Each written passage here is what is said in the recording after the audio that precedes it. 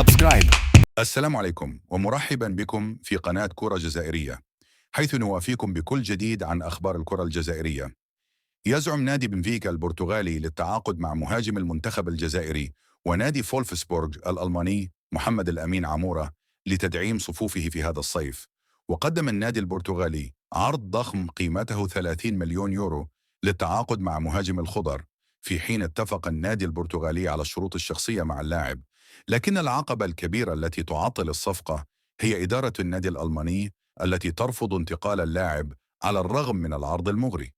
النادي البرتغالي يظل مصمم على إتمام الصفقة، ومن الممكن في الأيام المقبلة تقديم عرض آخر للفوز بخدمات عمورة.